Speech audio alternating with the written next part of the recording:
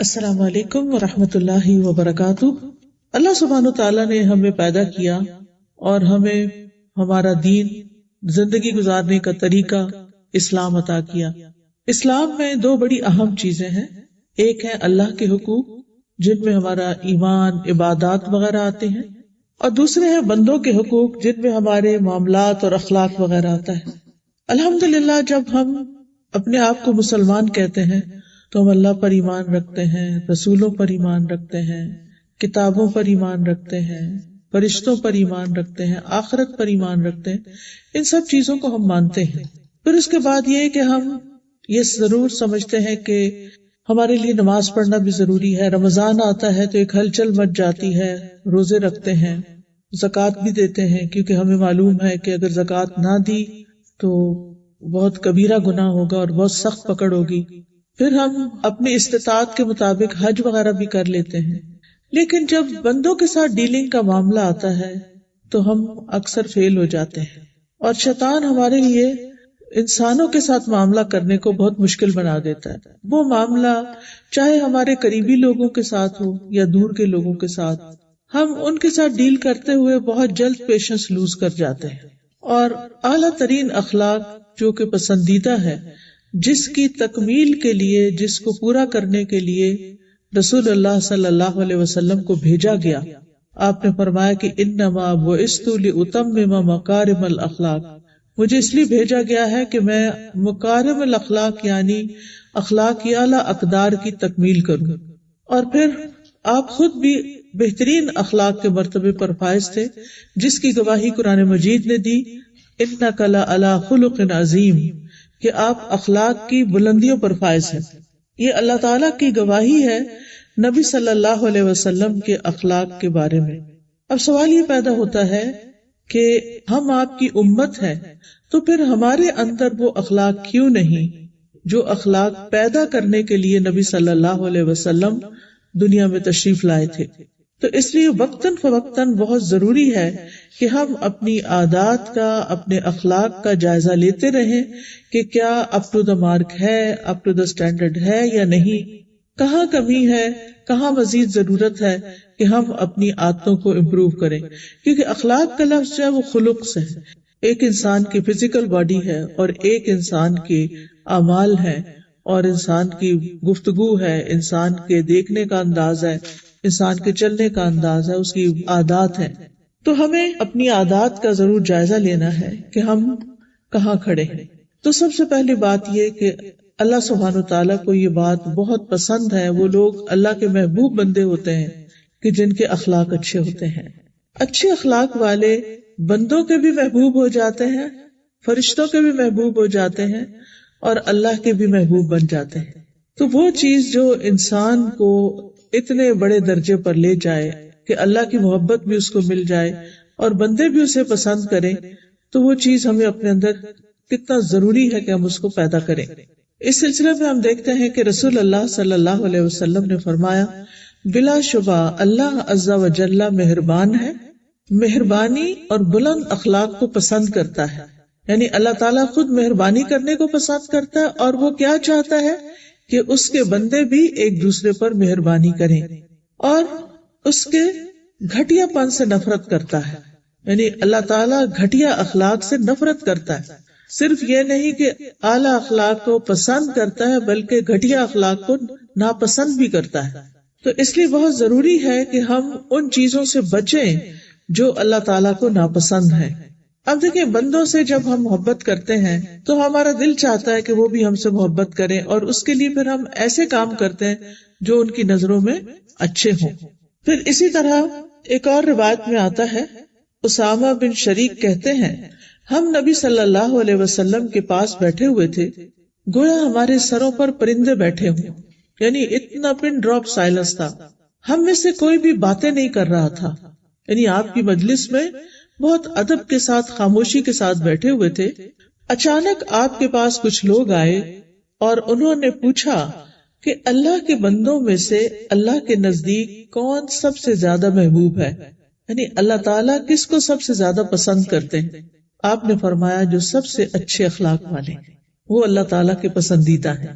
اسی طرح قیامت کے دن نبی صلی اللہ علیہ وسلم کے قریب کون لوگ ہوں گے، یعنی اللہ تعالیٰ کی پسند کے بعد نبی صلی اللہ علیہ وسلم کن کو پسند کرتے ہیں اور کن کو اپنے قریب رکھنا پسند کریں گے قیامت کے دن، اس کے بارے میں بھی حدیث میں آتا ہے۔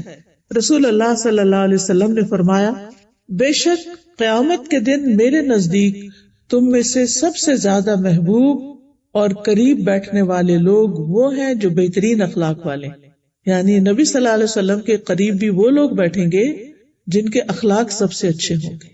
تو اس لیے کتنا ضروری ہے کہ جو کوالٹی اللہ تعالیٰ کو پسند ہے، اللہ تعالیٰ کے رسول کو پسند ہے، اور جو ہمیں اللہ کا قرب عطا کرتی ہے اور رسول اللہ صلی اللہ علیہ وسلم کے قریب کرتی ہے، ان چیزوں کو ہم کیوں نہ اپنی زندگی میں لے کر آئیں۔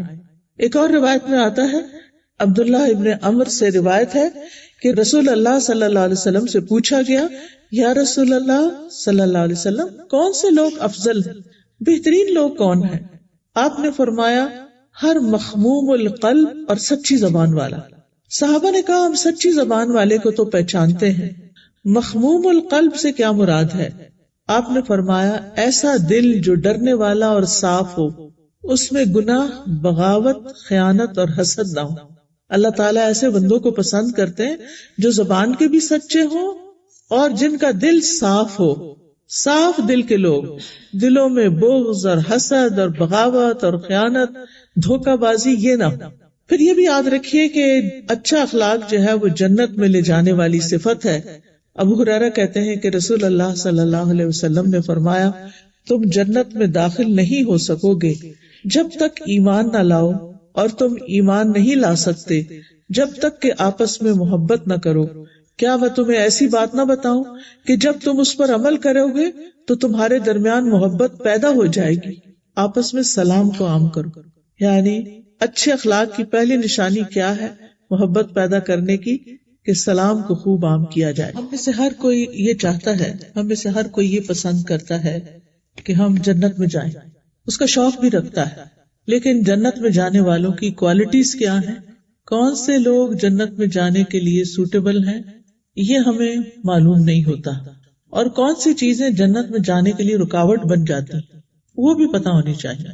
اب دیکھیے، جیسے دنیا میں ہر شخص کینیڈا نہیں آ سکتا، ہر شخص یعنی دنیا میں جتنے بھی گلوب پہ لوگ ہیں، ہر شخص امریکہ نہیں جا سکتا۔ کیوں؟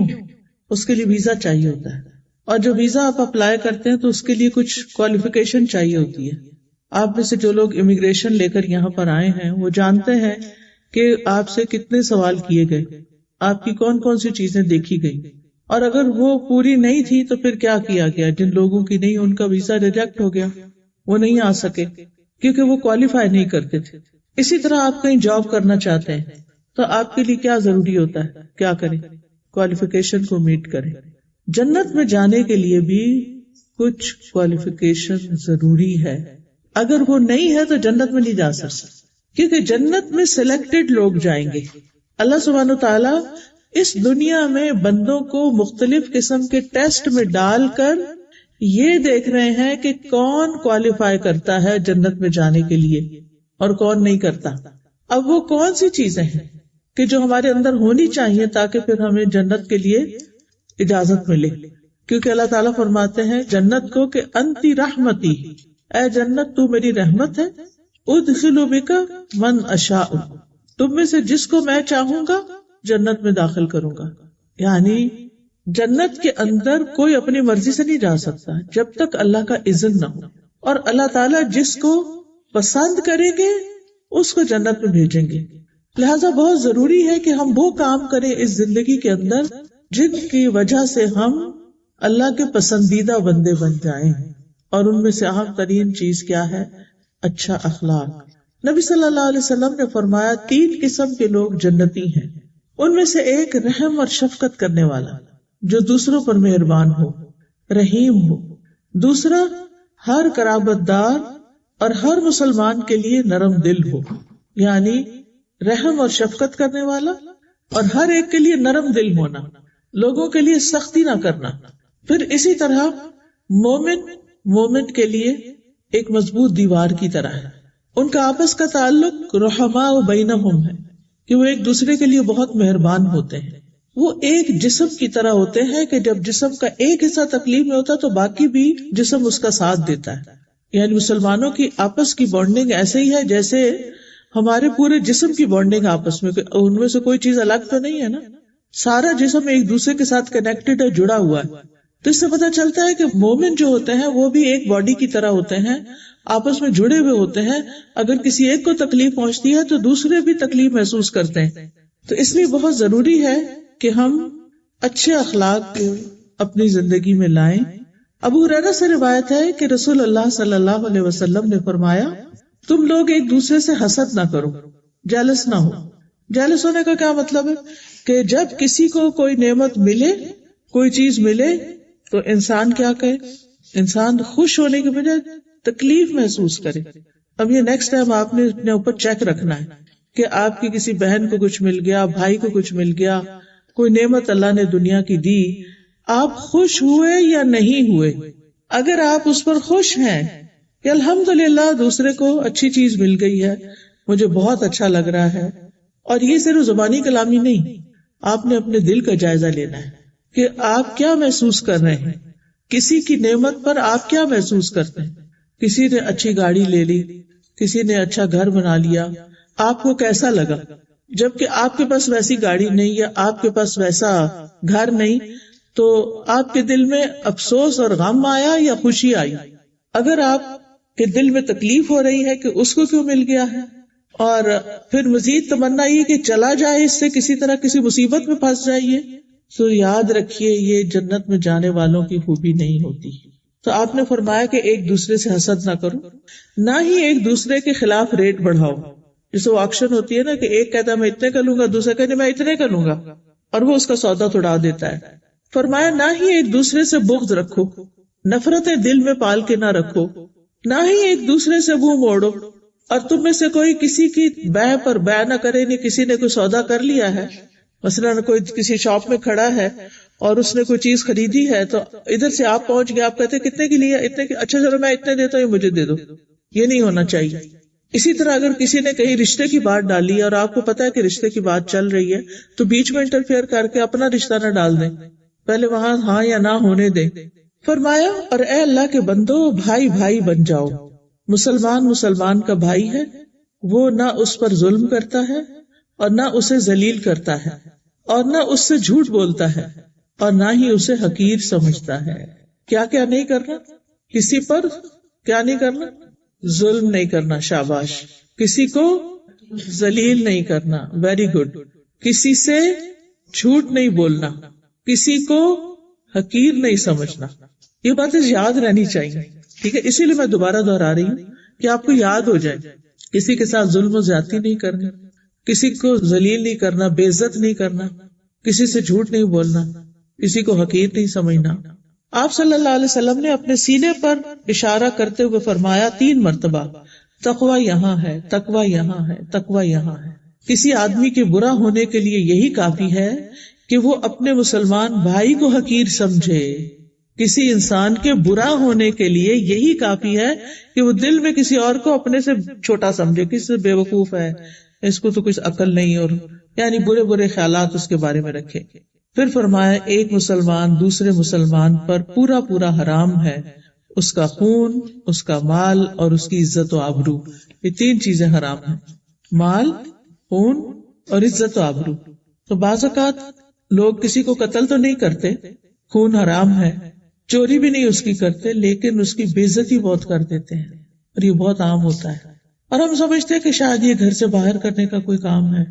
گھر کے اندر اپنے بچوں کی بے عزتی کرتے رہنا، شوہر کی بے عزتی کر دینا، کوئی مہمان آیا اس کی بے عزتی کر دینا، چھوٹی چھوٹی باتوں پر بہت سی باتیں سنانا، یہ کسی مسلمان کے شایان شان نہیں، کسی دین پڑھنے پڑھانے والے کے شایان شان نہیں.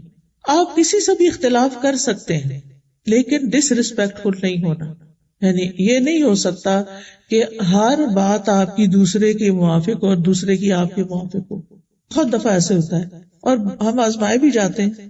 آپ ایک جگہ جانا چاہتے ہیں، گھر والے کہیں اور جانا چاہتے ہیں، آپ کچھ کھانا چاہتے ہیں، بچے کچھ اور کھانا چاہتے ہیں، آپ کوئی چیز گھر میں کہیں کوئی ڈیکوریشن پیس ہی رکھنا ہو، آپ کہیں رکھنا چاہتے ہیں، ہسبینڈ کہیں اور رکھنا چاہتے ہیں، آپ کھڑکی کھولنا چاہتے ہیں وہ بند کرنا چاہتے ہیں، آپ اے سی چلانا چاہتے ہیں وہ بند کرنا چاہتے ہیں. یہ روزمرہ کے ایشوز ہیں. اب ان کو بیٹھ کے ریزالو کر لینا چاہیے، لیکن یہ نہیں کہ چیخنا چلانا شروع کر دیں، بدتمیزی شروع کر دیں. یہ نہیں ہو سکتا. مومن یہ نہیں کرتا. ریسپیکٹ فلی دوسرے کو اپنا نقطہ نظر کنوے کرتا ہے، کوئی سولوشن نکالتا ہے اس کا، لیکن یہ نہیں کرتا کہ بول چال بند کر دے، بد اخلاقی برتے. ایسے کام نہیں. ٹھیک ہے. پھر صرف یہ نہیں کہ ہمیں ایک دوسرے سے حسد نہیں کرنا، بلکہ محبت کرنی ہے. نبی صلی اللہ علیہ وسلم نے فرمایا مومن محبت کرتا ہے اور اس سے محبت کی جاتی ہے. یہ ایمان کی علامت ہوتی ہے کہ آپ لوگوں سے محبت کریں اور لوگ بھی آپ سے محبت کریں، اور اس بندے میں کوئی خیر نہیں، کوئی خوبی نہیں جو نہ محبت کرتا ہے اور نہ اس سے محبت کی جاتی ہے. اور لوگوں میں سے سب سے زیادہ بہترین انسان وہ ہے جو ان کے لیے سب سے زیادہ فائدہ مند ہے، نفع بخش ہے، ان کو فائدہ پہنچاتا ہے. وہ سب سے اچھا انسان ہے. اچھا انسان وہ نہیں جس نے قیمتی جیولری پہن رکھی ہو، اچھا انسان وہ نہیں جس کے شوز بڑے مہنگے ہوں، اچھا انسان وہ نہیں جس کا عبایا بڑا مہنگا ہو، اچھا انسان وہ نہیں جس کا بیگ بڑا قیمتی ہو، اچھا انسان وہ نہیں جس نے خوب میک اپ کیا ہوا ہو. اچھا انسان وہ ہے جس کا اخلاق اچھا ہو، جو دوسروں کو فائدہ پہنچائے، جو دوسروں کے کام آنے والا ہو، جو دوسروں کی مدد کرنے والا، جو دوسروں کی خدمت کرنے والا ہو. اور ہر ایک کا طریقہ فرق ہو سکتا ہے. کوئی مال سے مدد کرتا ہے، کوئی جان سے کرتا ہے، کوئی اچھے اخلاق سے، کوئی علم سے، کوئی کسی طرح، کوئی کسی طرح. اللہ نے یہ کام نہ مختلف لوگوں کو بانٹے ہیں. سارے لوگ ڈاکٹر نہیں ہوتے، سارے انجینئر نہیں ہوتے. یہ جو مزاجوں کا فرق رکھا ہے، یہ پسند ناپسند کا یا قابلیت کا فرق، یہ اللہ کی طرف سے ہے. یہ اختلاف رکھا ہے اللہ نے تاکہ دنیا کے کام چلتے رہیں. اگر سارے لوگوں کی پسند ایک ہی ہو جاتی تو مارکیٹ سے سارے ایپل ختم ہو جاتے ہیں، کیونکہ سارے لوگ پھر صرف ایپل ہی کھانے لگتے.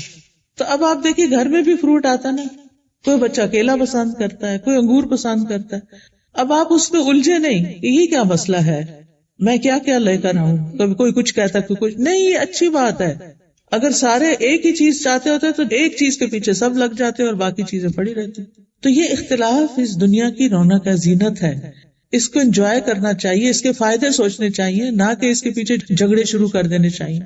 یہ ختم کیسے ہو سکتا ہے؟ جب ہم دوسرے کے بارے میں اچھا گمان رکھیں گے، دوسرے کے بارے میں ہماری تھنکنگ پازیٹو ہوگی. کیونکہ جب ہم دوسرے کی وجہ تلاش کریں گے، اس کی حکمت تلاش کریں گے، تو پھر کیا ہوگا؟ پھر معاملہ کسی اور طرح اس سے کریں گے. صحابہ جو تھے، بعض اوقات اگر کوئی ایک کسی کے بارے میں کوئی شکایت کرتا، دوسرا کہتا نہیں ہم نے اس میں بہت بھلائی دیکھی ہے، فوراً دفاع کرتے تھے. تو یہ بھی ہمارے فرائض میں سے ہے. تو یہ اچھے اخلاق کی کچھ علامتیں میں نے آپ کے سامنے رکھی. جہاں اچھے اخلاق کی کچھ علامات میں نے آپ کو بتائی، وہاں برے اخلاق کی کچھ نشانیاں بتا دیتی ہوں کہ وہ ہمیں اپنے اندر سے نکالنی ہوگی. اللہ کے جو بدترین بندے ہوتے ہیں ان کے اندر کیا صفات ہوتی ہیں؟ عبد الرحمن بن غنم نبی صلی اللہ علیہ وسلم سے روایت کرتے ہیں کہ اللہ کے بہترین بندے وہ لوگ ہوتے ہیں جب انہیں دیکھا جائے تو اللہ یاد آ جائے، اور اللہ کے بدترین بندے وہ ہوتے ہیں جو چغل خوری کرتے ہیں. چغل خوری کیا ہوتے ہیں؟ ادھر کی بات ادھر لگا دی. کہیں آپ گئے ہیں اور آپ نے کسی کو دیکھا کچھ کرتے ہوئے تو جا کے اس کے فرینڈ کو بتا دیا، تو پتا فلاں تمہارے بارے میں کیا کر رہا تھا، یہ فلاں جگہ کیا کر رہا تھا، جس سے اس کا دل برا ہوا اور ان کے درمیان اختلاف ہو گیا. ایک ہوتی ہے بیک بائٹنگ، صرف برائی کرنا، اور ایک ہوتی ہے اس نیت سے برائی کرنا کہ آپس میں ایک دوسرے سے کیا کریں، کٹ آف ہو جائے. فرمایا اللہ کے بدترین بندے وہ ہوتے ہیں جو چغل خوری کرتے ہیں، محبت کرنے والوں کے درمیان تفریق پیدا کر دیتے ہیں. یعنی جو لوگ آپس میں محبت کرتے ہیں ان کے درمیان جدائی ڈال دیتے ہیں، ان کو لڑا دیتے ہیں. یعنی بیسیکلی دوسروں کو لڑانے والے. چاہے تو یہ کوئی لڑکی اپنے ہسبینڈ اور اس کی مدر کے بیچ میں لڑائی ڈالے، یا کوئی مدر اپنے بیٹے اور بہو کے بیچ میں لڑائی ڈالے، یا کوئی بھی انسان دو لوگوں کے بیچ میں پھوٹ ڈلوائے، لڑائی کروائے اور ایک دوسرے سے نفرت کروائے، تو یہ سب اس میں شامل ہو جاتے ہیں. یہ لوگ بدترین لوگ ہیں. رسول اللہ صلی اللہ علیہ وسلم نے فرمایا مومن بھولا بھالا ہوتا ہے، انوسینٹ ہوتا ہے، اور فراخ دل، کھلے دل والا ہوتا ہے. اور فاجر یعنی نافرمان جو ہے چلاک اور دل میں بغض رکھنے والا ہوتا ہے. یعنی اوپر سے بڑی بڑی باتیں کرتا مگر اندر سے بڑی نفرت رکھتا ہے. حارثہ بن وہب کہتے ہیں میں نے رسول اللہ صلی اللہ علیہ وسلم کو فرماتے ہوئے سنا کیا میں تمہیں اہل جنت کے متعلق نہ بتاؤں؟ ہر وہ آدمی جو کمزور ہو اسے دبا دیا جاتا ہو، لیکن اگر وہ اللہ کے نام کی قسم کھا لے تو اللہ اس کی قسم کو پورا کر دے. پھر فرمایا کیا تمہیں میں اہل جہنم کے بارے میں بتاؤں؟ ہر وہ بد اخلاق آدمی جو کینہ پرور اور متکبر ہو، یعنی دلوں میں کینہ رکھتا ہے، نفرت پالے رکھتا ہے اور دوسروں کے مقابلے میں اپنے آپ کو بڑی چیز سمجھتا ہے. تو یہ صفت ہے کس کی؟ جہنم میں جانے والے کی. اس کی وجہ کیا ہے کہ بد اخلاق آدمی جہنم میں کیوں جائے گا؟ کیونکہ اگر اس کو جنت میں لے جائیں تو پھر کیا کرے گا؟ جنت کا حال کیا کرے گا؟ وہاں بھی وہ تان و تشنیع، چوٹیں لگانا اور برے برے القاب دینا، برے برے نام رکھنا اور ہر ایک پہ تنقید کرنا اور ہر ایک کی برائیاں ڈھونڈ لینا، کچھ نہ کچھ بس. تو وہ تو جنت کا ماحول خراب کر دے گا. اس لیے جنت میں جانے سے پہلے اپنے اخلاق کو اچھا کرنا بہت ضروری ہے. یہ بہت بیسک کوالیفیکیشن ہے جنت میں جانے کے لیے. رسول اللہ صلی اللہ علیہ وسلم نے فرمایا بدگمانی سے دور رہو، کیونکہ بدگمانی سب سے زیادہ جھوٹی بات ہے. یعنی دوسروں کے بارے میں نیگیٹو تھنکنگ چھوڑ دو. دوسروں کے ظاہری عیب نہ تلاش کرو اور نہ ہی باطنی چھپے ہوئے عیب ڈھونڈو. یعنی کسی کی بہت obvious خراب عادت ہے تو یہ نہیں کہ اس کو پکڑ کے پھر اوروں سے ڈسکس کرنا شروع کر دو اور نہ ہی ان کی چھپی ہوئی چیزیں ڈھونڈو. پھر فرمایا مال و دولت میں ایک دوسرے کے ساتھ مقابلہ نہ کرو، جو کہ عام طور پر عادت ہے. اندر ہی اندر ہم کیلکولیشنز کرتے رہتے ہیں، میرے پاس یہ ہے اس کے پاس یہ نہیں، فلاں فلاں. ایک دوسرے سے حسد نہ کرو، آپس میں بغض نہ رکھو. ایک دوسرے سے منہ نہ موڑو، روگردانی نہ کرو کہ کوئی سامنے آیا تو اس کو دیکھ کے پھر منہ ادھر کر لیا، نہ مسکراہٹ، نہ سلام، نہ کوئی ویلکم، کچھ بھی نہیں. یہ نہیں ہونا چاہیے. اور اللہ کے ایسے بندے بن کر رہو جو آپس میں بھائی بھائی ہیں، یعنی بھائیوں کی طرح ایک دوسرے کے ساتھ مومنوں کا رشتہ ہونا چاہیے. نبی صلی اللہ علیہ وسلم نے فرمایا پیر اور جمعرات کے دن، منڈے اینڈ تھرسڈے کے دن جنت کے دروازوں کو کھول دیا جاتا ہے اور ہر اس بندے کی مغفرت کر دی جاتی ہے جو اللہ کے ساتھ کسی کو شریک نہ ٹھہرائے سوائے اس آدمی کے جو اپنے بھائی کے ساتھ کینہ رکھتا ہے. اور کہا جاتا ہے کہ ان دونوں کی طرف دیکھتے رہو یہاں تک کہ یہ صلح کر لیں، اور ان دونوں کی طرف دیکھتے رہو یہاں تک کہ یہ صلح کر لیں، اور ان دونوں کی طرف دیکھتے رہو یہاں تک کہ صلح کر لیں. یعنی بار بار چیک کرو کہ آپس میں ٹھیک ہوئے ہیں یا نہیں. ٹھیک ہے، بعض اوقات ایک دوسرے کے کسی حرکت پہ شدید غصہ آ جاتا ہے اور وقتی طور پر ہم اس سے بولنا بند کر دیتے ہیں، لیکن یہ فار لائف ٹائم نہیں ہونا چاہیے. اس کو جلد از جلد ریزالو ہو جانا چاہیے، دوسرے کو معاف کر دینا چاہیے. پھر اسی طرح آپس کے تعلقات کو ختم نہیں کر دینا چاہیے چھوٹی چھوٹی باتوں پہ ناراض ہو کے. نبی صلی اللہ علیہ وسلم نے فرمایا تم ایک دوسرے سے قطع تعلق نہ کرو اور نہ ہی ایک دوسرے سے منہ موڑو، نہ کسی کے عیب تلاش کرو، نہ کوئی کسی کے سودے پہ سودا کرے، اور اللہ کے بندو بھائی بھائی بن جاؤ. دوسروں کے عیب ڈھونڈنا، دوسروں کی غلطیاں تلاش کرنا اور ان کے پیچھے پڑ جانا، آپ نے فرمایا اے ان لوگوں کی جماعت جو صرف زبان سے ایمان لائے ہو، یعنی زبانی مسلمان کہتے ہو اپنے آپ کو، حالانکہ ان کے دلوں میں ایمان داخل نہیں ہوا. مسلمانوں کی غیبت نہ کرو اور ان کے عیبوں کے پیچھے نہ پڑو، اس لیے کہ جو ان کے عیبوں کے پیچھے پڑے گا اللہ اس کے عیب کے پیچھے پڑے گا، اور اللہ جس کے عیب کے پیچھے پڑے گا اسے اسی کے گھر میں ذلیل و رسوا کر دے گا، پھر اس کی ذلت ہو کر رہے گی. کتنی بڑی بات ہے کہ آپ دوسروں کا نام بدنام کریں گے تو آپ کی اپنی بدنامی شروع ہو جائے گی. پھر اسی طرح نبی صلی اللہ علیہ وسلم نے حضرت معاذ بن جبل اور ابو موسیٰ اشعری کو یمن بھیجا تو آپ نے فرمایا لوگوں کے لیے آسانی پیدا کرنا، انہیں سختیوں میں مبتلا نہ کرنا، ان کو خوش رکھنا، نفرت نہ دلانا، تم دونوں آپس میں اتفاق رکھنا، اختلاف پیدا نہ کرنا.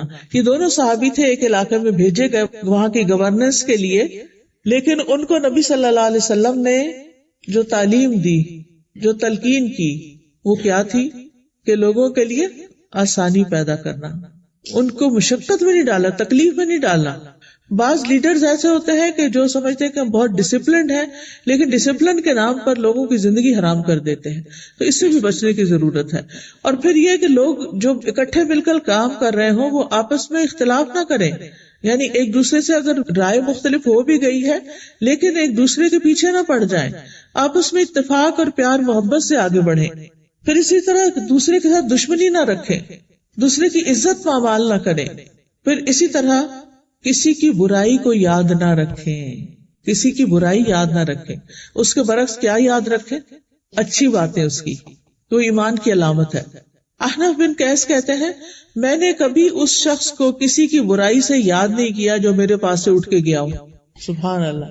یعنی ہمارے یہاں تو یہ ہوتا ہے نا کہ اگر کوئی مہمان آیا ہے اور جب وہ گھر سے نکلا ہے تو شروع ہو جاتے ہیں کہ دیکھو اس نے فلاں چیز خراب کر دی، اس کو بیٹھنا نہیں آیا، اس کو کھانا نہیں آیا، اس کو فلاں کر دیا، فلاں کر دیا، میں بہت تھک گیا۔ یہ ساری باتیں نہیں کرنی چاہیے، بلکہ اس وقت اللہ کا شکر ادا کرنا چاہیے کہ آپ اس قابل ہوئے کہ آپ نے ان کو بلایا اور آپ نے ان کی خدمت کی۔ یہ بھی اللہ کی توفیق سے ہی ہوتا ہے۔ پھر اپنے دل کو مسلمانوں کے لیے صاف رکھنا چاہیے۔ زید بن اسلم کہتے ہیں کہ وہ ابو دجانہ کے پاس گئے جبکہ وہ بیمار تھے اور ان کا چہرہ خوشی سے چمک رہا تھا۔ ان سے کہا گیا کیا بات ہے کہ جس کی وجہ سے آپ کا چہرہ چمکتا ہے؟ تو انہوں نے کہا کوئی عمل ایسا نہیں جو میرے نزدیک ان دو چیزوں سے بڑھ کر قابل بھروسہ ہو۔ ایک یہ کہ میں ایسی چیز کے بارے میں گفتگو نہیں کرتا جس سے میرا تعلق نہ ہو، چاہے کوئی انسان ہو چاہے کوئی چیز ہو، یعنی ان چیزوں کے بارے میں بات نہیں کرتا جن سے میرا کوئی تعلق نہیں۔ دوسرا یہ کہ میرا دل مسلمانوں کے لیے پاک صاف سلامتی والا ہے، یعنی میں ان کے بارے میں برا نہیں سوچتا۔ یہ چیزیں ان کے چہرے پر بھی آ گئی اور ان کے چہرے کی چمک کا ذریعہ بن گئی۔ ابو حاتم کہتے ہیں کینہ شر کی بنیاد ہے، جو اپنے دل میں شر کو چھپائے ہوتا ہے اور وہ اس کے لیے ایسی ایسی نباتات اگاتا ہے، بوٹیاں اگاتا ہے جن کا ذائقہ انتہائی تلخ اور کڑوا ہوتا ہے۔ یعنی جو شخص اپنے دل میں شر اور عداوت اور بغض اور کینہ چھپا کر رکھتا ہے اس سے ایسے پودے پھوٹتے ہیں کہ جن کا ذائقہ بڑا کڑوا ہوتا ہے، کیونکہ انسان پہ جگہ جگہ اپنا ریئیکشن، اپنا ایٹیٹیوڈ شو کرنا شروع کر دیتا ہے۔ قیامت کے دن مال اور بیٹے کام نہیں آئیں گے۔ کسی کو آیت پتہ یہ کہاں ہے؟ یوم لا ینفع مال ولا بنون، نہ مال کام آئے گا نہ بیٹے کام آئیں گے۔ اس دنیا میں ہمیں زیادہ ہرس کس چیز کی ہوتی ہے؟ مال زیادہ ہو، بیٹے ہوں۔ اگر کسی کی صرف بیٹیاں ہوں تو وہ راضی نہیں ہوتا جب تک بیٹا نہ ہو جائے، ٹھیک ہے نا؟ تو یوم لا ینفع مال ولا بنون الا من اتى اللہ بقلب سلیم، مگر جو اللہ کے پاس قلب سلیم لے کر آیا، سلامت دل لے کر آیا، وہ کامیاب ہوگا، اس کو فائدہ ہوگا۔ اب ہم ورک کرتے رہتے ہیں مال زیادہ کمانے پر، اولاد کی تربیت پر، لیکن ہم بھول جاتے ہیں اپنے آپ کو کہ ہمارے دل کا حال کیا ہے اور اس کی اصلاح کیسے ہو اور دل کو اچھا کیسے رکھا جائے۔ اب دیکھیں کہ جب دل اچھا ہوگا تو صرف دنیا میں فائدہ نہیں، آخرت میں بھی ہوگا، اور صرف آخرت کا فائدہ نہیں، دنیا میں بھی ہمارا دل پرسکون رہے گا۔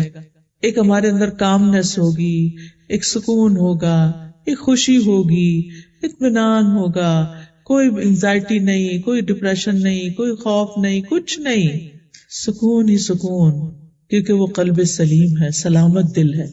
تو اس لیے ابن عربی کہتے ہیں کہ دل اس وقت تک سلامتی والا اور پاک نہیں ہوتا جب تک وہ بہت زیادہ کینہ رکھنے والا، حسد رکھنے والا، خود پسند اور متکبر ہو۔ اگر یہ چیزیں کسی کے اندر ہیں تو وہ قلب سلیم نہیں ہے اس کے پاس۔ پھر اسی طرح دنیا کے معاملات میں کسی سے حسد نہیں کرنا چاہیے، کیونکہ یہ جہنم میں لے جانے والی چیز ہے، اس سے بچنا چاہیے۔ کہا جاتا ہے کہ جو لوگ بلند اخلاق کے مالک ہیں ان کے اخلاق میں 10 چیزیں ہوتی ہیں۔ اب اپنے آپ کو جائزہ لے لیجئے، یہ 10 میں بتاؤں گی، اپنے آپ کو دیکھیے کہ کیا میرے اندر یہ ہے۔ نمبر 1، سینے کی سلامتی اور پاکیزگی، دل کا پاک ہونا، صاف ستھرا۔ اپنے دل کا جائزہ لیں کہ کہیں کوئی چیز ایسی تو نہیں پڑی ہوئی کہ جو دل کو خراب کر رہی ہے، کوئی نفرت، کوئی بغض، کوئی حسد، کوئی رقابت، کوئی نیگیٹو تھنکنگ، کوئی بدگمانی۔ گھر میں اگر کوئی گندگی کہیں پڑی ہو تم کیا کرتے ہیں؟ فوراً صاف کرنے کا سوچتے ہیں۔ فریج میں اگر آپ نے تربوز رکھا اور اس کا واٹر سپل ہو گیا تو ایسے ہی چھوڑ دیں گے کہ جو چیز رکھے چپ چپ کرے اس کے اوپر؟ پہلی فرصت میں صاف کریں گے کہ یہ تو اور چیزوں کو بھی خراب کرے گی۔ تو اسی طرح اگر ہم دل کو اچھا نہیں کرتے تو پھر کیا ہوتا ہے؟ وہ اور کاموں کو بھی خراب کر دیتا ہے، نہ نماز کا مزہ، نہ کھانے کا، نہ کسی اور چیز کا۔ دوسری صفت، مال کی سخاوت، کھلے دل والا ہونا، دوسروں پہ خرچ کرنے والا ہونا، یہ اچھے اخلاق کی علامت ہے۔ اس کے مقابلے میں بخل ناپسندیدہ ہے۔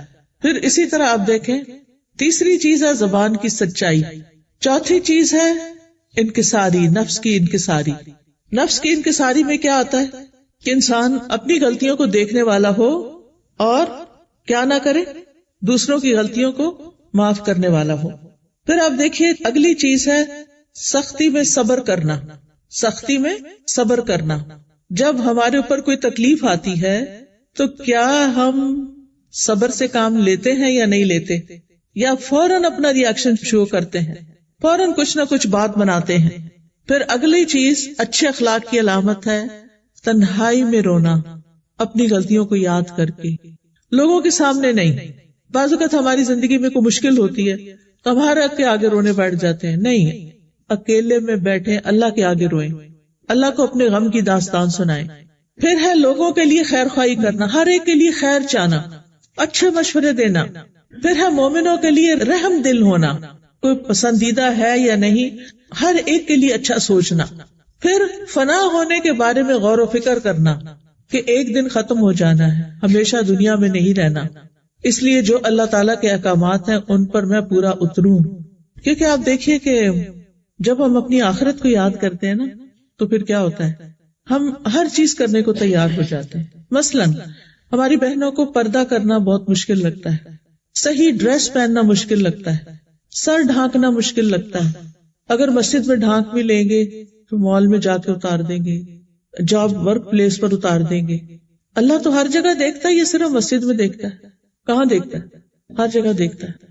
تو پھر ہمیں ہر جگہ اس کا لحاظ رکھنا ہے نا، اس کا انتظام کرنا ہے، کیونکہ ہم نے جانا تو اللہ ہی کے پاس ہے. آپ دیکھیے کہ اللہ سبحانہ وتعالیٰ نے انسان کو کئی مرحلوں سے گزارا ہے نا. جب دل نہ کرے نا تو سوچا کریں کہ ایک دن مجھے کفن میں لپیٹا جائے گا تو پھر بھی میرا سر اور منہ ڈھانکا جائے گا.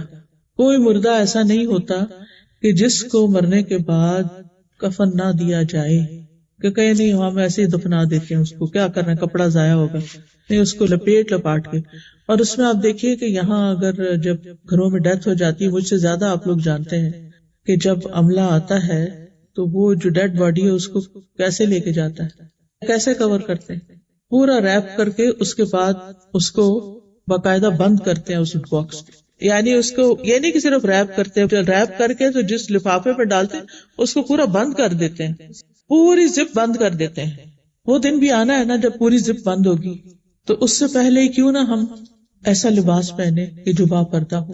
بعض لوگ سر پہ حجاب لے لیتے ہیں، نیچے اتنی ٹائٹ پینٹ پہنتے ہیں کہ پورے ہپس نظر آ رہے ہوتے ہیں. عورت کو ایسا لباس پہننا چاہیے کہ جو ڈھیلا ڈھالا ہو، اسی لیے اوپر عبایا پہنا جاتا ہے کہ اگر اندر کے کپڑے تنگ بھی ہیں، کیونکہ بعض اوقات یہاں کھلے کپڑے ملتے بھی نہیں ہیں، تو اوپر کی چادر لینے کا حکم اسی لیے ہے یا عبایا پہننے کا اسی لیے ہے تاکہ جسم کا پتہ نہ چلے. پھر اسی طرح بازو ننگے نہیں ہونے چاہیے، گلا ننگا نہیں ہونا چاہیے، سینہ ننگا نہیں ہونا چاہیے، سکارف کم از کم اتنا ہونا چاہیے کہ سینہ ڈھک جائے. بعض لوگ اس طرح پہنتے ہیں کہ ایک طرف سے پہن لیتے ہیں، آدھا ڈھکا ہوتا ہے آدھا نہیں ڈھکا ہوتا، اس کی پتہ نہیں کیا حکمت ہے. پھر اسی طرح بعض اوقات اتنا ٹائٹ حجاب ہوتا ہے یا گلے کے آگے پیچھے باندھ لیا جاتا ہے کہ وہ سر اور گلا تو بند ہے لیکن سارا سینہ کھلا ہے، وہ چل رہے ہیں، جسم ہل بھی رہا ہے اور سب کچھ نظر آ رہا ہے. تو یہ چیزیں تو پھر ٹھیک نہیں نا ایک مسلمان عورت کے لیے. تو جب دل نہ چاہے تو موت کو یاد کر لیں. تو اچھے اخلاق کے لیے، اچھے اعمال کے لیے، اپنی آخرت کو یاد کرنے اور فنا ہونے کو یاد کرنے. فنا ہونا کیا ہے آپ کو پتا نا کہ یہ تو پہلا سٹیپ تھا نا کہ جسم کو بند کر لیا جاتا ہے، زپ لگا دی جاتی ہے. اگلا کیا ہے، قبر میں جاتے ہیں نا. قبر میں جا کے کتنے دن ہڈیاں سلامت رہتی ہیں، کتنے دن گوشت سلامت رہتا ہے، کتنے دن آنکھیں سلامت رہتی، کتنی جلدی ڈی کمپوز ہونا شروع ہو جاتا ہے. تو وہ جسم جس کو ہم ایکسپوز کرتے رہتے ہیں اس نے ایک دن ڈی کمپوز ہو جانا ہے. اس دن کو یاد کر لیا کریں اور اللہ کے حکم کی نافرمانی نہ کریں. نبی صلی اللہ علیہ وسلم نے فرمایا کہ میری امت کے 2 لوگ ایسے ہیں کہ جن کو میں نہیں جانتا کیونکہ وہ اس دور میں نہیں ہوتے تھے، آئندہ آئیں گے. وہ جنت میں داخل بھی نہیں ہوں گے، جنت کی خوشبو بھی نہیں پائیں گے. ان میں سے ایک وہ خواتین جو لباس پہن کے بھی ننگی رہیں، چاہے تو وہ سی تھرو ہو چاہے وہ بہت ٹائٹ ہو. پہلے خواتین شلوار پہنتی تھی تو وہ جسم نظر نہیں آتا تھا، اب پتہ نہیں کیوں ٹراؤزر پہننا شروع ہو گئے. یعنی لان کے کپڑوں کے ساتھ بھی ہم ٹراؤزر پہنتے ہیں اور ذرا سی بھی نماز کے لیے جھکتے ہیں تو کبھی کسی کو کہے کہ میرا فوٹو اتارو جب میں نماز پڑھ رہی ہوں، پوری لیگ کی شیپ نظر آ رہی ہوتی، اس میں نماز نہیں ہوتی. اگر آپ کو مجبوری ہے ایسا کپڑا پہننے کی تو چلے گھر کے اندر آپ نے پہن بھی لیا، لیکن اوپر سے پھر پاؤں تک کی چادر اوڑھیں جیسے وہ نماز کی چادریں ہوتی ہیں، تاکہ آپ کے جسم کی جو شیپ ہے وہ نظر نہ آئے. تو پیاری بہنوں، یہ چند چیزیں جو ہے نا یہ بھی اچھے اخلاق سے تعلق رکھتی ہیں، کیونکہ اگر ہم ویسے اچھے ہوں لیکن ہمارا ڈریس ہی ٹھیک نہیں جو اللہ تعالیٰ کو پسند نہیں آ رہا، تو اللہ تعالیٰ کو ہمارے اخلاق باقی بھی نہیں پسند آئیں گے. اور 10ویں کوالٹی کیا ہے؟ چیزوں سے عبرت پکڑنا، یعنی دوسرے کے ساتھ جو ہوا ہے اس سے سبق حاصل کرنا، لا یا انسان کی اپنی زندگی میں کوئی مسئلہ آیا ہے تو اس سے سبق لینا. اور پھر یہ ہے کہ دل کو ہمیشہ، دل ایسا نہیں کہ ایک دفعہ صاف کر لیا تو بس ہمیشہ کے لیے صاف ہو گئے. جیسے گھر کو روز دیکھنا پڑتا ہے ایسے ہی دل کو بھی دیکھنا پڑتا ہے، تو بار بار اس کی صفائی کرتے رہنا چاہیے. اور سلامتی والا دل جو ہوتا ہے وہ اللہ سے بھی راضی ہوتا ہے اور بندوں سے بھی راضی ہوتا ہے اور کسی سے حسد نہیں کرتا. تو ہمیں اپنے لیے دعائیں بھی کرنی چاہیے کہ یا اللہ ہمارے دلوں میں کسی کے لیے کینہ اور بغض نہ رکھنا، اور ہمیں اپنے پسندیدہ بندے بنا لینا، اور ہمارے اندر سے سستی اور بری صفات اور یعنی بخل اور حسد اور یہ تمام چیزیں اللہ تعالیٰ دور کر دے. اللہ سبحانہ تعالیٰ ہمارے دلوں کو تقویٰ عطا فرمائے. اللہ تعالیٰ ہمیں ایسا علم عطا کرے کہ جو نفع مند ہو، جس سے ہمارے اخلاق بدلیں، اعمال بدلیں، جو ہمیں جنت تک لے جانے والا ہو. اور ایسا علم حاصل کریں جس پر ہم عمل بھی کریں، اور ہمارا ایسا دل ہو جو اللہ سے ڈرتا ہو. یا اللہ ہمیں ایسی دعاؤں کی توفیق دے جو قبول ہونے والی ہو. اللہم الف بین قلوبنا واصلح ذات بیننا واہدنا سبل السلام ونجنا من الظلمات الى النور وجنبنا الفواحش ما ظهر منها وما بطن وبارک لنا فی اسماعنا وابصارنا وقلوبنا وازواجنا وذریاتنا وتب علینا انک انت التواب الرحیم وجعلنا شاکرین لنعمتک مثنین بها قابلیها واتمها علینا.